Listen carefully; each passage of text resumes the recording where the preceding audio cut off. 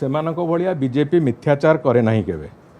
जेहेतु महाप्रभु श्री जगन्नाथ कथा अच्छी से कथा को लेकिन आम राजनीति करने को चाही नथिलु जदि चाही थांतु ताहले रत्नभंडार चाबी जो चाबीर कथा उठीथिला से चाबी कोठी अच्छी बोली आज से प्रश्नर उत्तर आमे विजु जनता दल एवं विरोधी दल नेतांठू आज खोजु थांतु से बाबद आमे एपर्यंत मुह खोलिनु कारण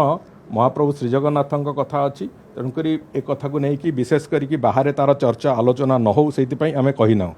किंतु चाबी हजिबा कथा संपूर्ण सत्य एवं आज भी मु कहूची जे चाबी थिला तो तांको सरकार समय जेतेबेले खोलिबा को चेष्टा करथिले काहेकि खोली पारले नहीं। द्वितीय कथा जो डुप्लिकेट चाबी ना जो चाबी आनिक से माने सेठी प्रदर्शन कले सी चाबी संपूर्ण रूपे एक मिछ चाबी से चाबीर कौनसी से ताला सांगे सामंजस्यता नथिला। तृतीय कथा हला जेहेतु कौनसी चाबी ट्रेजरी मिलला नहीं मजिस्ट्रेट को उपस्थिति रे आमे से ताला को काटिबा को बाध्य हेलु जो थे कि जितेबाला रत्नभंडार खोला हला आपण मान समस्त मन थी जे ताला को काटिबा को पड़ा तालार कौन चाबी नथिला चाबी मिलला नहीं ट्रेजरी रे नॉर्मल सिचुएशन होची जे सेठी थरे भीतर रत्नभंडार चाबी थरे तार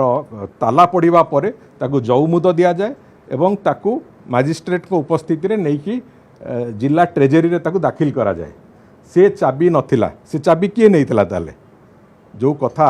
भारतीय जनता पार्टी नेतृत्व को आज सोशल मीडिया रे क्यारिकेचर करने को विजु जनता दल साहस करुच्ची से दुस्साहस गोटे दिन आम छड़े दबू मो कहवा कथा हला जे चाबी कुआडे जाइथिला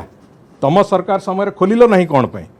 तम सरकार समय जो चाबी देखल से डुप्लिकेट चाबी बोली कहीकि से चाबी से मिछ चाबी कौटू आसिला ये बहु प्रश्नर असमाहित उत्तर अच्छी जदि प्रश्न पचारू तांको नेता एवं से पूरा विजु जनता दलर संपूर्ण अवयव समस्त पारालीसीस हो तेणुक से व्यवस्था भितर न जातु महाप्रभु श्री जगन्नाथ कथा तांको करुणा रे आज रत्नभंडार गणति मणति भी सुरुखुर चली तेणुक ए बाबद अधिका कहवा को चाहूना कि या राजनीतिकरण करने भी भारतीय जनता पार्टी उद्देश्य ना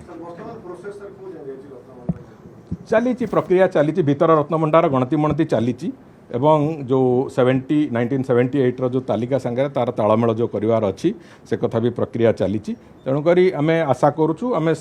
महाप्रभु स्नान यात्रा पूर्व प्राय एक कथा को सारू एमती केवल जार मलकंटक होता है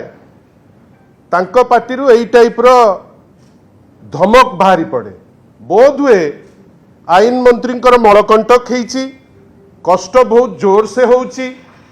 वर्तमान से कष्ट से घरे कही पारुना कि बाहरे कही पारुना जो जो राज्य को पक्षाघात कर सारे जो मंत्रिमंडल रे पक्षाघात वर्तमान अवस्था आसी जाइछि जो राज्य रे पॉलिसी वर्तमान पैरालिसिस हो गलानी आज